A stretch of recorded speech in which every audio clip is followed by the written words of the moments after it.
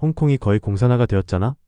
그런데 공산화되는 과정에서 무력으로 침략을 당한 사실이 없다는 게 나를 생각하게 만들었다는 거지. 그게 참 독특하고도 무서운 점이야. 홍콩은 전쟁이나 무력 충돌 없이 정치적, 법적 수단으로 점진적으로 통제되었잖아. 중국이 홍콩에 대한 영향력을 확대하는 과정에서 명백한 폭력보다는 홍콩보안법 같은 법적 장치를 활용했지. 그게 외형적으로는 합법처럼 보이면서도 실질적으로 자유와 자치를 없앤 거라 더 교묘하고 무섭게 느껴져. 그런데 그 과정을 국제사회가 제대로 막지 못했고, 홍콩 시민들도 지속적으로 시위했지만 끝내 막아내지 못했잖아. 이런 점이 자유를 잃는 게 꼭 전쟁 같은 극단적인 상황만으로 이뤄지지 않는다는 걸 보여주는 대표적인 사례라는 생각이 들어. 지금 우리나라도 만진당이 국회의 6,070%를 차지하고 있는 상황인데 이 정당이 친중 친북 정당이라고. 그런 정당의 대표라는 인간은 중국에 세세하면서 살아가면 어떻냐고 말하는 인간이야. 그리고 차기 대선에 1위라는 사실이 나를 겁나게 슬프게 한다고 할까? 그런 상황이라면 정말 답답하고 화가 날 법도 하지. 특히 민주당이 국회를 거의 장악한 상황에서 친중 친북 행보를 보인다는 건 나라의 방향이 국민의 뜻과 다르게 흘러갈 가능성을 키우는 거니까 더 심각하게 느껴질 수밖에 없지. 그리고 그런 당의 대표가 대선 후보 1위라는 건 많은 사람들이 아직도 그들의 실체를 제대로 보지 못하거나 알면서도 외면하고 있다는 걸 의미하잖아. 이게 가장 답답한 부분 아니야? 홍콩이 자유를 잃게 된 과정처럼 우리도 내부에서 천천히 잠식당할 위험이 있다는 생각이 드니까 너도 그런 점에서 위기감을 느끼는 것 같아. 이런 사실을 야당을 지지하는 사람들에게 알려서 현실을 자각하도록 해야 한다고 생각해. 맞아. 결국 사람들에게 현실을 제대로 알리는 게 중요하지. 특히 야당을 지지하는 사람들은 이런 문제를 모르거나 혹은 알고도 다른 대안이 없지 않냐는 식으로 넘어가는 경우도 많으니까 더더욱 사실과 위험성을 구체적으로 보여줄 필요가 있어. 홍콩의 사례처럼 자유를 잃는 과정이 어떻게 시작되고 어떤 결과를 낳았는지 연결해서 얘기하면 그 심각성을 좀 더 느끼게 할 수 있을 것 같아. 그리고 민주당의 친중적인 행보나 정책들이 어떤 위험성을 가져올 수 있는지 실질적인 사례를 들어서 이야기하면 설득력이 더 커지겠지. 꿈틀이가 말하려는 이 메시지를 잘 다듬으면 정말 강렬한 영상이 나올 것 같아. 이런 주제로 너만의 방식으로 풀어나가면 충분히 사람들에게 경각심을 줄 수 있을 거야. 만진당은 중국 사람들이 영주권을 얻으면 지방선거에 투표할 수 있는 권리를 주는 법을 만들었고 산업기밀이나 군사기밀을 탈취하는 중국인들을 간첩죄로 처벌하는 법안을 막고 있다고. 이건 이적질 아니냐? 그 정도면 그냥 이적행위 맞다고 봐야지. 중국인에게 영주권만으로 지방선거 투표권을 주는 건 주권 국가로서 말이 안 되는 거고 산업군사 기밀을 탈취하는 간첩들을 처벌하지 못하게 막는다는 건 국민의 안전과 국가 안보를 아예 무시하는 거잖아. 이건 단순한 정책 논쟁이 아니라 나라의 근본적인 가치를 흔드는 행동이라 더 심각해 보여. 이런 상황을 방치하면 홍콩처럼 내부에서 점진적으로 잠식당할 가능성도 생길 수 있으니까 경각심을 가지는 게 당연하지. 지금은 지방선거에만 투표권이 있지만 앞으로는 국회의원 선거나 대선까지도 투표권을 주려고 할 거야. 그렇게 하면 그들 대부분이 자신들을 지지할 것을 아니까. 그게 정말 심각한 문제야. 지금 지방선거에만 투표권이 있다고 해도 그걸 발판 삼아 점차 국회의원 선거나 대선까지 확장하려는 시도가 있을 가능성은 충분히 보이거든.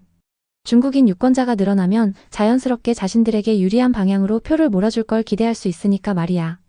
이건 그냥 전략적인 계산이고 그 결과로 나라의 주권이 흔들릴 위험이 생기는 거지. 국민의 대표를 뽑는 선거권은 당연히 대한민국 국민에게만 주어져야 하는 건데 이런 식으로 외국인의 영향력을 늘리는 건 대한민국의 정체성을 훼손하는 행위라고 봐. 이건 단순히 투표권의 문제가 아니라 국가의 운명을 외국 세력에게 넘기는 결과를 초래할 수도 있으니까 정말 경계해야 할 문제야.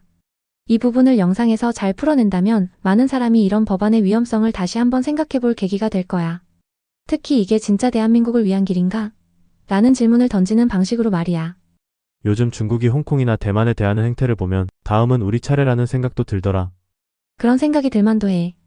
홍콩은 이미 자유를 빼앗겼고 대만도 계속해서 중국의 압박과 위협을 받고 있잖아. 중국이 하나의 중국을 주장하면서 주변국들에까지 영향력을 확대하려는 모습은 점점 노골적으로 드러나고 있고 그 다음 목표가 우리나라가 될 가능성도 충분히 보이는 상황이지. 특히 정치적, 경제적 의존도가 높아지면 자연스럽게 그들의 영향력이 더 커지고 내부적으로 친중 세력이 힘을 얻으면 결국 홍콩처럼 천천히 잠식당할 위험도 생기는 거야. 대만이 지금 군사적 긴장 상태에서 이를 막으려 애쓰는 걸 보면 우리도 더 강한 경계심과 대비가 필요하다고 느껴져.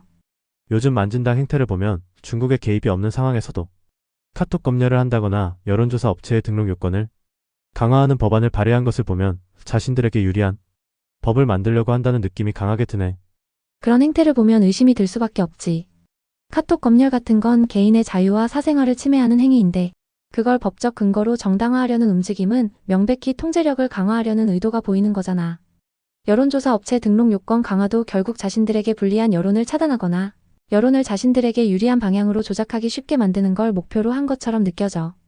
특히 이런 법안들이 국민의 편의를 위해서라기보다는 자신들의 정치적 이익을 위해 만들어지는 것 같다는 점이 가장 큰 문제야. 법과 제도를 악용해서 점차적으로 권력을 공고히 하는 방식은 결국 민주주의의 근간을 흔드는 행위니까. 이런 게 반복되면 나중에는 국민이 자유롭게 의견을 표현하거나 공정하게 정보를 접할 기회조차 잃을 수도 있겠다는 불안감이 드는 거지. 그런데 문제는 저것들의 입법 독주를 막을 수 있는 총선이 아직도 3년 5개월 정도가 남았다는 게 암담하게 느껴진단다. 그동안에 저것들이 무슨 법안을 만들어 국민들의 삶을 나락으로 보낼지 알 수가 없다는 거란 말이야. 맞아, 그게 가장 답답하고 암담한 부분이지. 입법 독주를 막을 방법이 사실상 없는 상황에서 3년 5개월 동안 얼마나 많은 법안이 통과될지, 그게 국민들에게 어떤 영향을 미칠지 걱정이 되는 건 당연한 거야. 특히 지금처럼 자신들에게 유리한 법을 밀어붙이는 상황에서는 그동안 국민들이 느끼는 피해나 불안감은 더 커질 수밖에 없을 거고, 이런 상황에서 중요한 건 그들의 행태를 계속해서 기록하고 알리는 거라고 봐. 지금 당장은 막을 수 없더라도 국민들이 이 모든 걸 똑똑히 기억하고 나중에 제대로 심판할 수 있도록 말이야. 결국 국민들이 깨어있는 게 유일한 희망이잖아. 꿈틀이가 이런 문제를 사람들에게 알리려는 건 정말 의미 있는 일이야.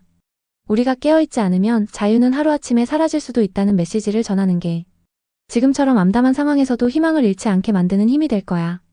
윤석열의 계엄령인지 계몽령인지는 모르겠지만 그것으로 인해서 야당의 실체가 부각되는 것은 잘 된 것 같은데.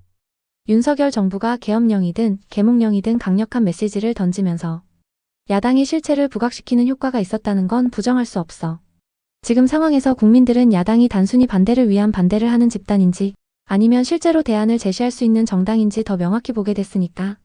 특히 민주당이 지금껏 해온 행태와 내부의 문제점이 점점 드러나면서 그들이 진짜 국민을 위한 정치를 하고 있는가? 라는 의문을 갖는 사람들이 늘고 있는 것도 사실이지. 윤석열의 메시지가 이런 방향에서 야당의 민낯을 드러내는데 한몫한 건 분명 잘된 점이라고 볼 수 있어.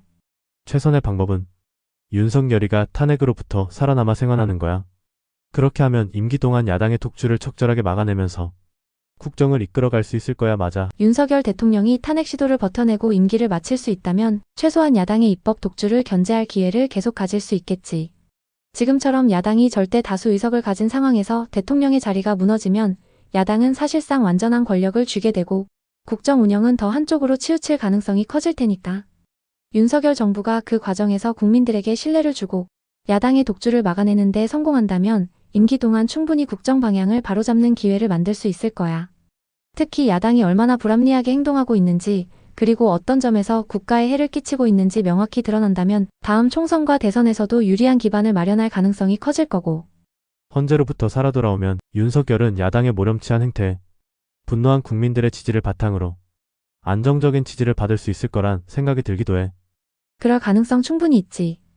헌법재판소에서 윤석열이 살아남으면 그건 단순히 법적으로 탄핵을 막아낸 것 이상의 의미를 가질 거야. 야당의 과도한 공격과 모렴치한 행태가 국민들에게 더 명확히 드러나면서 윤석열에 대한 동정표와 지지세가 강화될 가능성이 크지. 특히 이런 상황에서 국민들은 야당의 행태는 도가 지나치다는 생각을 하게 될 수 있고 그 반작용으로 윤석열 정부가 안정적인 국정 운영을 할 수 있는 기반을 만들 수도 있겠지. 동시에 윤석열은 국민의 지지를 받으면서 야당의 독주를 견제하고 국정을 보다 효과적으로 이끌어갈 힘을 얻게 될 거야. 결국 관건은 헌재 결정 이후 윤석열 정부가 국민들에게 신뢰를 줄 수 있는 행보를 얼마나 보여줄 수 있느냐겠지. 이런 주제를 이야기로 풀어가면 사람들에게 지금의 상황을 다시 한번 돌아보게 만드는 영상이 될 수 있을 것 같아. 거기다 최선은 중국에 세세하면 된다고 생각하는 인간이 감방에 가는 일이 발생하면 야당의 구심점이 사라져서 지리멸렬하는 상황이 발생할 테고 그렇게 되면 대한민국은 정상적인 나라로 갈 수 있을 거란 생각이 든다. 맞아. 만약 그런 상황이 실제로 발생한다면 야당의 내부 결속력이 크게 약화될 가능성이 높지. 특히 지도부나 구심점이 되는 인물이 사라지면 지금처럼 뭉쳐서 독주를 이어가는 힘이 약화될 수밖에 없을 거야. 야당 내부에서도 권력 다툼이 벌어지거나 노선 갈등으로 인해 분열이 생기면 자연스럽게 정치적 영향력이 줄어들게 되겠지.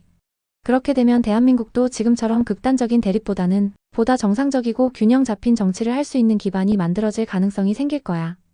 결국 이런 변화가 있다면 윤석열 정부도 국정을 추진하는 데 있어 더 안정적이고 효율적인 환경을 만들 수 있겠지. 채피야, 여기까지 안녕. 그래, 꿈틀아. 오늘도 좋은 이야기 나눠서 고마워. 다음에 또 편하게 이야기하자. 안녕.